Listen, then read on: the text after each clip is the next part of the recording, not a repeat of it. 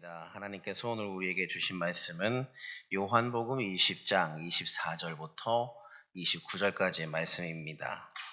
신약성경 184면에 있는 요한복음 20장 24절부터 29절까지의 말씀을 저와 여러분이 교독하시고 마지막 29절은 합독하여 보도록 하겠습니다.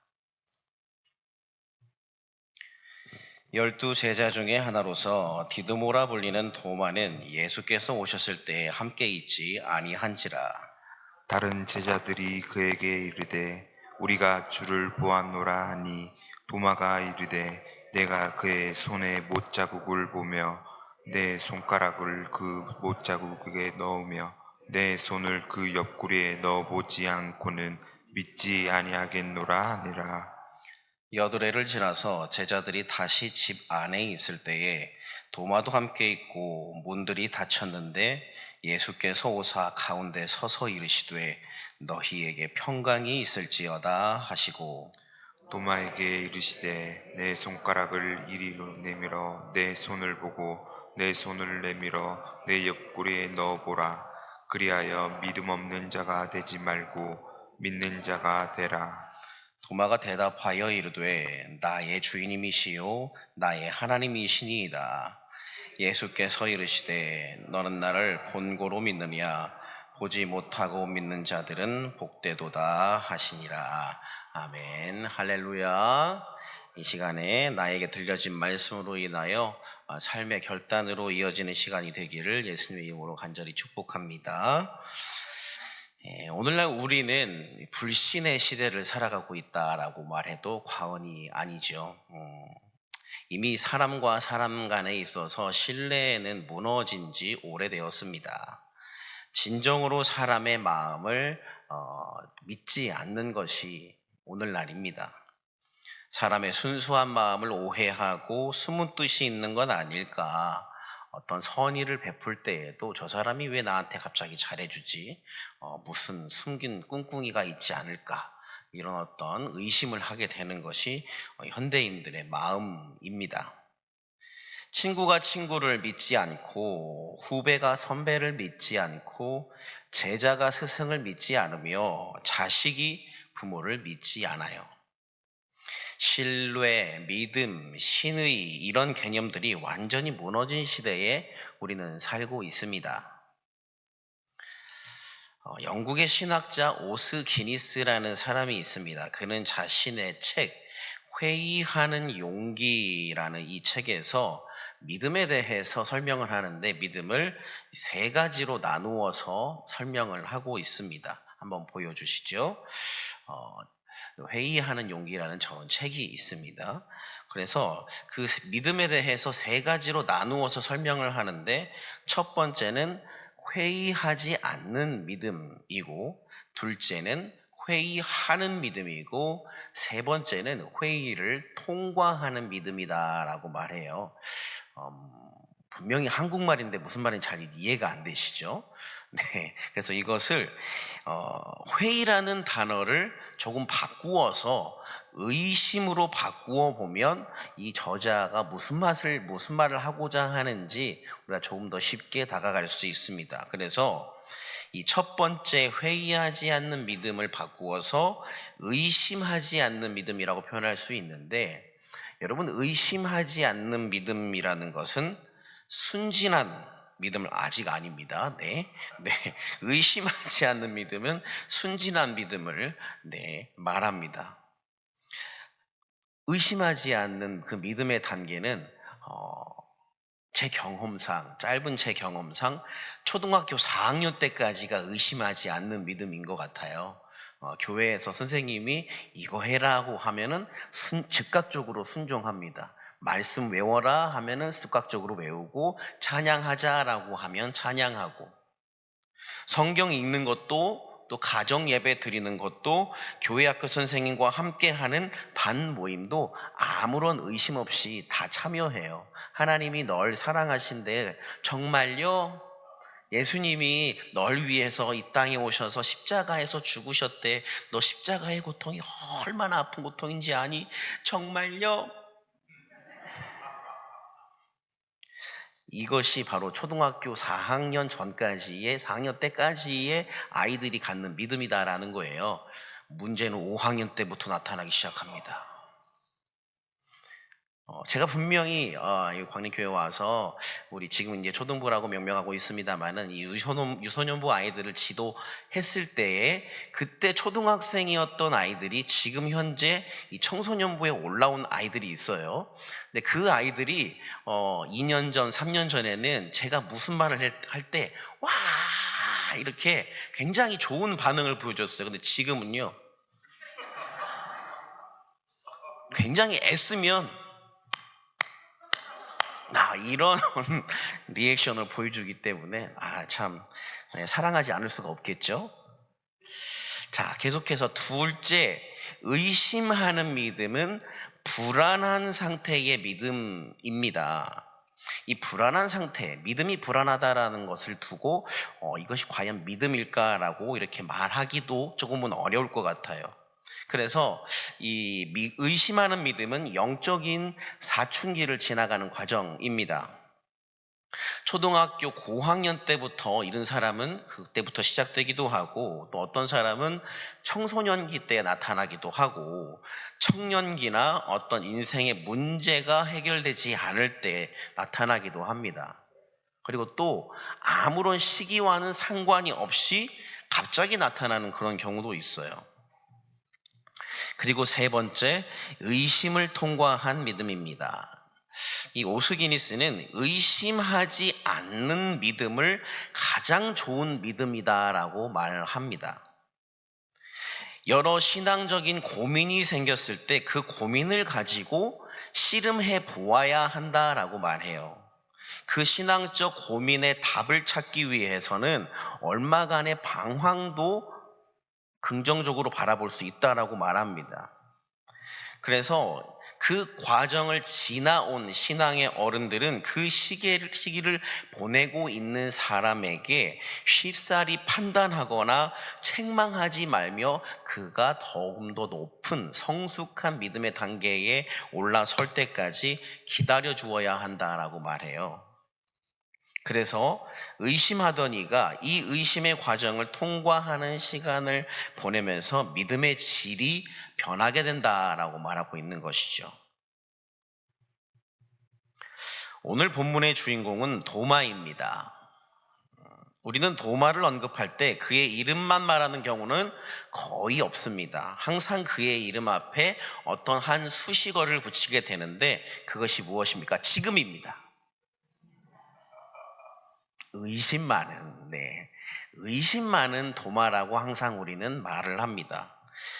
예전에 일본에서 나온 기독교 애니메이션이 있었어요. 나르는 집이라고요. 혹시 아시는 분이 계실지 모르겠습니다만은 한국 비디오 선교센터에서 수입한 만화인데 어린 친구들이 집 모양으로 생긴 이 타임머신을 타고 예수님 시대에 가서 예수님의 사역의 현장을 바라보면서 은혜를 받는 그런 만화입니다. 한번 영상을 보여주시기 바랍니다.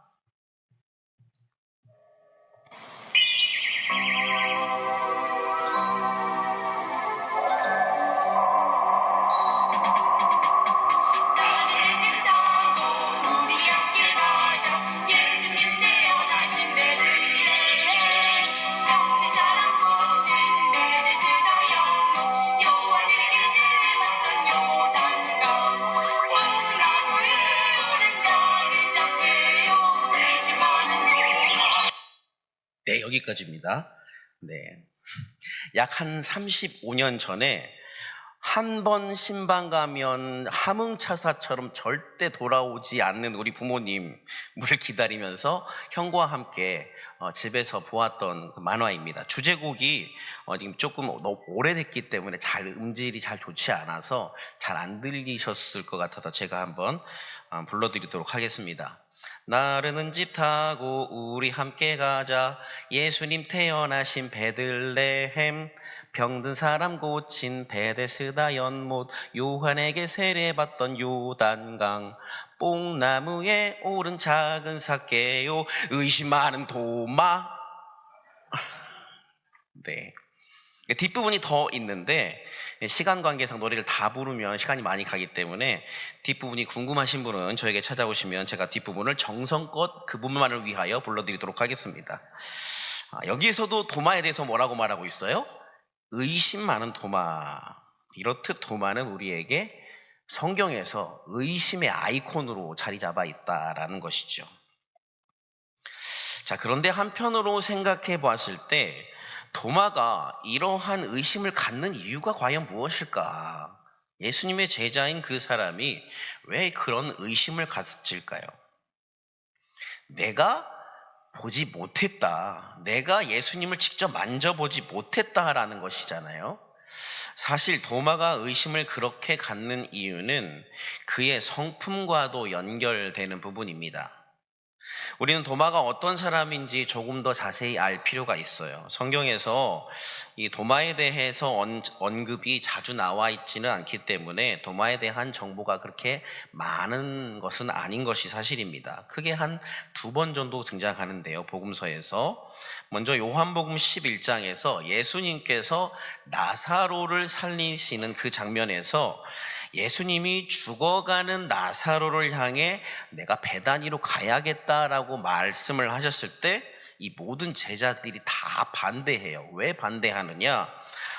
그때의 예수님은, 요한복음 11장에 있는 그 예수님은 자신을 죽이려는 사람들을 피해서 이 요단 동편 모압 지역으로 피신해 있는 상황이었기 때문이에요. 그렇기 때문에 제자들이 예수님이 가자고 하는 것을 만류하시는 거죠. 그럼에도 불구하고 예수님이 가자라고 말씀하셨을 때 한 명의 제자가 이렇게 말합니다. 우리가 주와 함께 죽으러 가자, 이렇게 말을 해요. 이 사람이 누구입니까? 도마입니다. 모두가 주저할 때 예수님과 함께 죽을 각오가 되어 있었던 유일한 한 명의 제자가 바로 도마였던 거예요. 또 다음으로 도마가 성경에서 등장한 곳은 요한복음 14장에서 예수님이 자신의 죽음에 대해서 제자들에게 설명하시는 그 부분에 등장하게 됩니다. 예수님은 자신이 십자가에서 못 박히게 될 것이다 라고 말씀하시면서 나는 이제 너희가 찾아도 찾지 못하는 곳으로 가게 될 거다 라고 이렇게 말씀을 하셔요. 그때 침묵을 깨고 그 말의 뜻이 무슨 뜻입니까? 라고 정확하게 알려주십시오 라고 말한 사람이 있었습니다. 그가 누굽니까? 도마예요. 다른 제자들은 예수님의 고난과 죽음에 대해서 예수님께서 말씀하시는 것이 그렇게 반갑지가 않았습니다. 그것을 받아들이고 싶지가 않았어요. 왜냐하면 예수님이 자꾸 나약한 말씀을 하신단 말이죠. 이제 우리 예수 선생님이, 내가 3년 동안 열심히 따라다닌 저 예수 청년 선생님이 예루살렘에 이제 곧 들어가서 혁명적인 군주로서의 모습을 보여주셔야 되는데 자꾸 이상한 말씀을 하시는 거예요. 그래서 제자들은 예수님의 고난과 죽음이라는 이 진실을 애써 외면하고 싶었던 겁니다. 그런데 유일하게 예수님의 말씀에 선한 반응을 보인 제자가 바로 도마였다라는 사실입니다. 자, 여러분이 이런 성품을 가진 사람이 바로 도마입니다. 그래서 그는 소위 말해 한번 자신이 옳다고 여긴 그 일에는 목숨을 거는 사람이고, 또 한번 자기가 옳지 않다고 여긴 일에는 목에 칼이 들어와도 그 신념을 어기지 않는 그런 사람이에요. 그래서 그는 자신이 직접 부활한 예수님을 목격하지 못했기 때문에 다음과 같이 말했던 것이죠. 20장 25절 말씀 다 같이 한번 읽어주시기 바랍니다. 시작. 다른 제자들이 그에게 이르되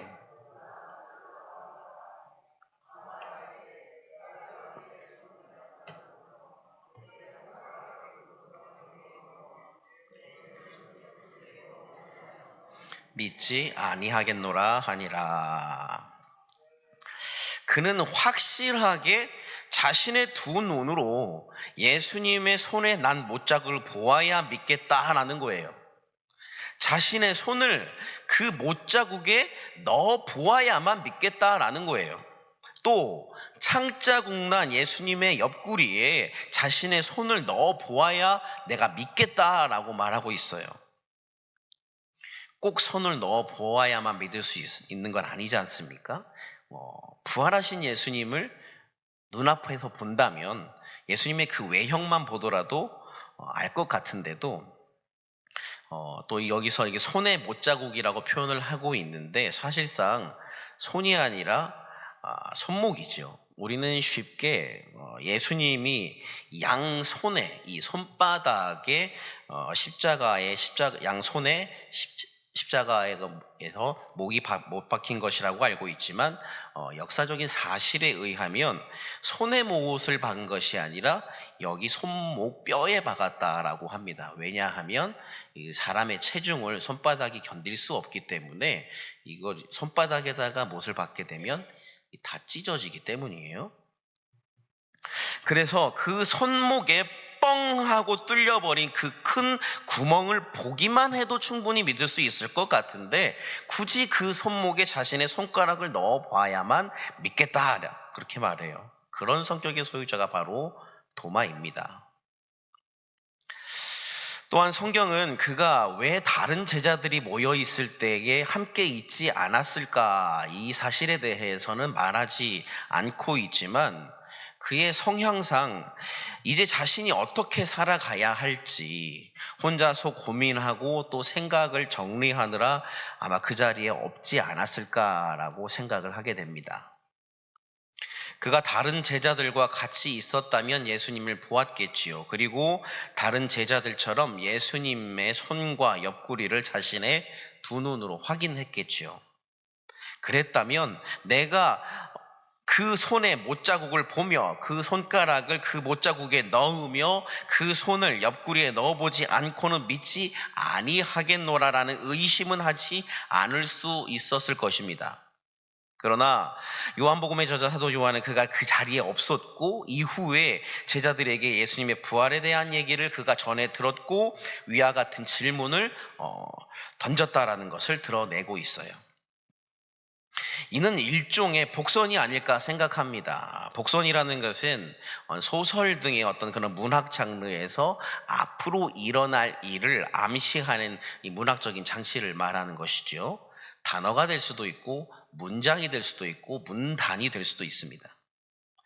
모든 제자들이 주저할 때에 선뜻 나서 죽으러 가자라고 말했던 이 사람, 예수님의 제자였지만 예수님의 부활을 자신이 직접 보고 만져보아야 믿겠다라는 사람입니다.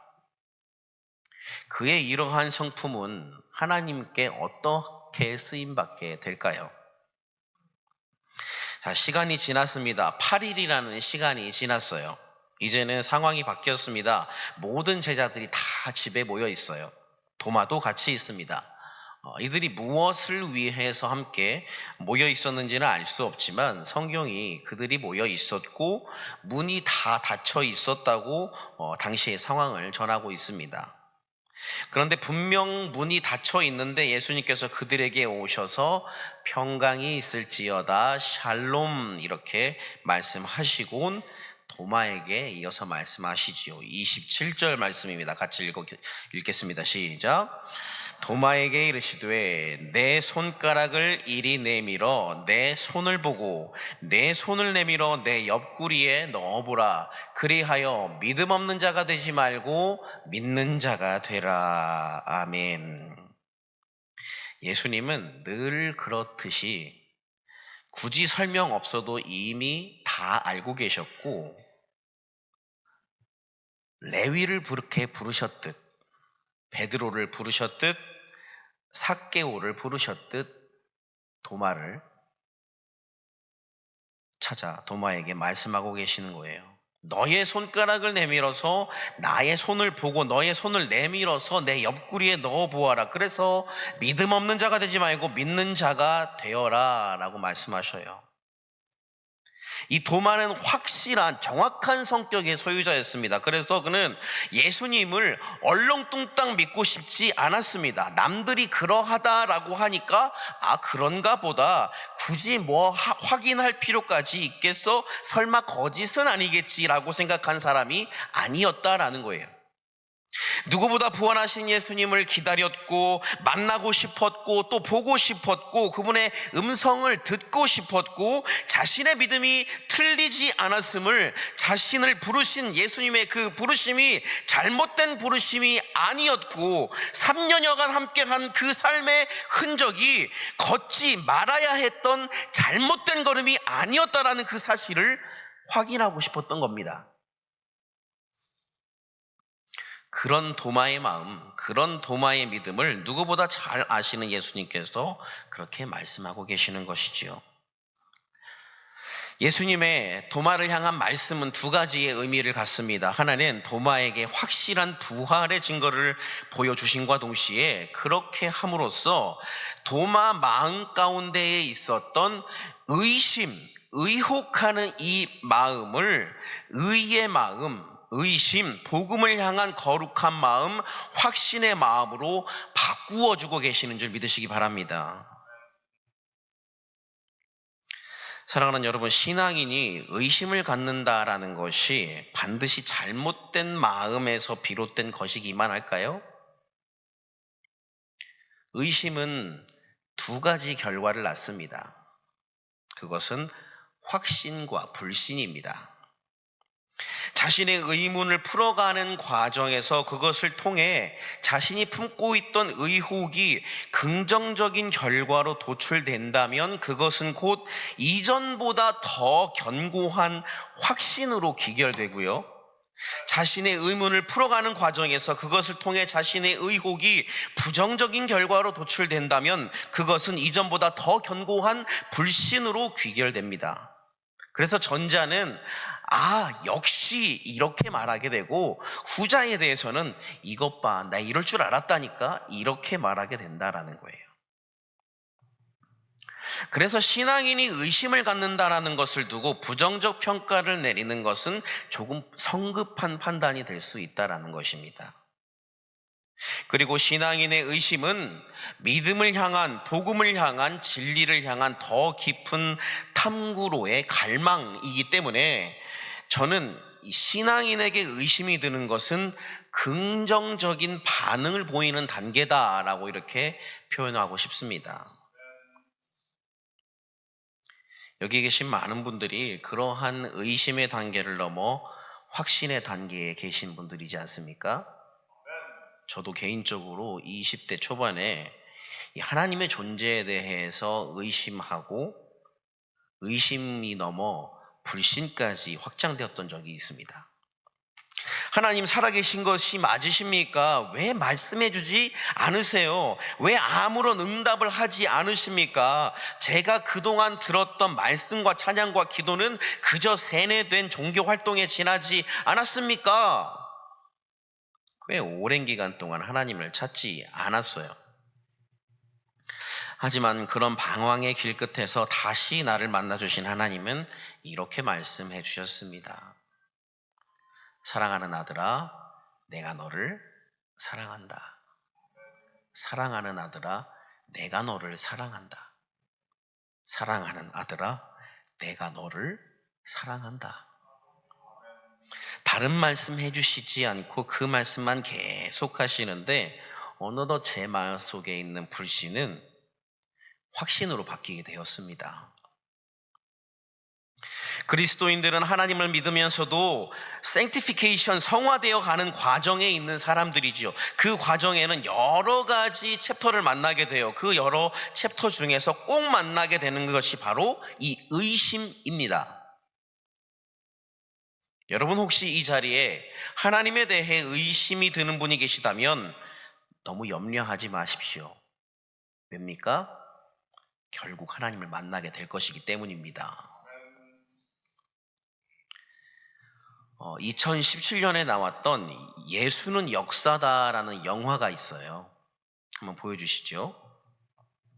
네, 영화로도 나오고 책으로도 나왔었는데요. 리 스트로벨이라는 사람이 이 주인공인데, 그는 나는 눈에 보이는 것만 믿을 거야 라고 했던 무신론자였습니다. 근데 이 사람이 시카고 지역의 유력 신문의 기자로서 보도 명예상을 타고 또 진급도 하게 되었어요. 그래서 어느 날 승진을 축하하는 그런 가족 식사 자리에서 살아가는 딸의 사고로 위급 상황에 처하게 되고, 거기서 만난 LP라고 하는 이 한 명의 간호사를 통해서 갑자기 아내가 예수를 믿게 되면서부터 이 부부 간의 갈등이 시작이 됩니다. 주인공은 아내로 인한 고민을 이 회사의 동료들과 상의하면서 아내가 믿기 시작한 저 기독교의 허구를 파헤쳐서 아내를 기독교라는 미신으로부터 구출해내기 위한 취재를 하기 시작해요. 그런데 이상한 것은 이 사람이 취재를 하면 할수록, 예수님에 대해 깊이 연구하면 할수록 예수님에 대해 부정하기 어려워지게 되었다라는 점이에요. 고고학적으로, 역사적으로 그가 예수와 부활에 대해 오랜 기간 동안 연구하고 시간과 노력을 쏟게 되었을 때 그 노력의 끝은 결국 예수 그리스도를 인정하게 되었다라는 것입니다. 눈에 보이는 것만 믿는다던 이 무신론자의 입에서 나 이제 예수님을 믿어 라고 울며 그의 아내에게 고백하기까지 이르게 된다라는 거예요. 그래서 영화든 책이든 여러분 이것을 꼭 한번 보셨으면 좋겠습니다. 현대의 많은 그리스도인들이 하나님을 의심합니다. 예배당에 나와 있으면서도 하나님을 의심해요. 하나님을 의심하니까 예배의 현장도 의심합니다. 과연 하나님이 이 예배 한 번으로 나라는 사람을 변화시켜 주실 수 있을까? 이 예배 한 번 드린다고 내 삶이 과연 바뀔까? 나아가 과연 예수님을 만난다고 내 삶의 모든 문제가 해결될까? 도마보다 더 심한 의심에 빠져 있는 것이 현대 그리스도인들의 모습이에요.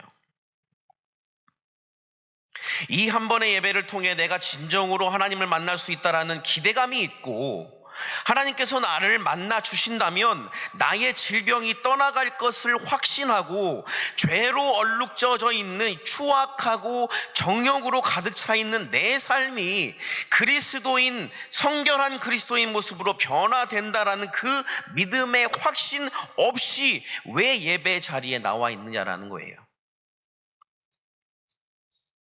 여러분, 예배는 퍼포먼스가 아닙니다.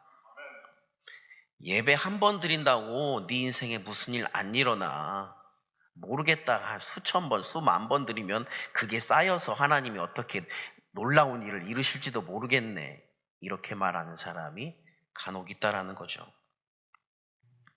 여러분, 하나님이 예배를 많이 드리면 기적을 베푸시고 한 번 드리면 기적을 베푸지 않는 분이십니까? 하지만 저는 우리 가운데 일어나는 이 의심의 물결이 나쁘다라고 단정하고 싶지는 않습니다.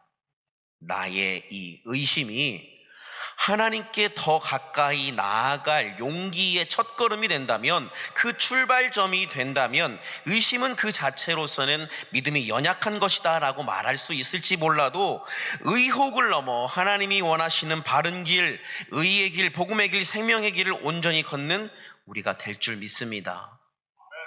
바로 주님이 그렇게 하실 것이기 때문이에요.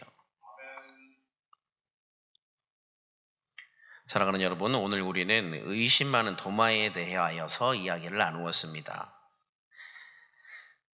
성경에는 기록되어 있지 않지만 역사적인 사실, 기록에 따르면 도마는 이후 복음을 전하러 인도에 가서 인도에서 복음을 전하다가 순교했다라고 전해집니다.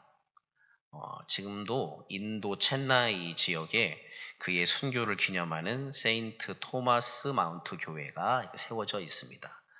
세인트라는 것은 성자를 말하는 것이고 토마스는 도마를 말하는 것이죠. 예수님을 향한 의심을 가졌던 그가 부활하신 예수님을 다시금 만남으로 말미암아 의심의 삶에서 바른 의의 삶으로 변화되어 살아갔고, 그의 변화는 인도의 많은 영혼을 주께로 인도하는 사도의 삶으로 이어져 갔다라는 사실입니다. 의심, 의로운 마음, 주님을 향한 의로운 마음, 사랑을 늘 예배로, 사랑으로, 헌신으로 실천하는 여러분의 삶이 되기를 간절히 축복합니다. 이 시간 우리가 마음을 다해 들은 말씀을 마음에 품고 찬양하기를 원합니다. 반주팀 나와서 반주해 주시면 감사하겠고요. 우리가 이 의심, 첫 번째 의심이 아닌 두 번째 의심, 바른 마음, 하나님을 향한 바른 마음, 주님을 예배하는 삶, 주님을 찬양하는 삶, 주님의 속한 삶을 살아가기를 간절히 소망합니다.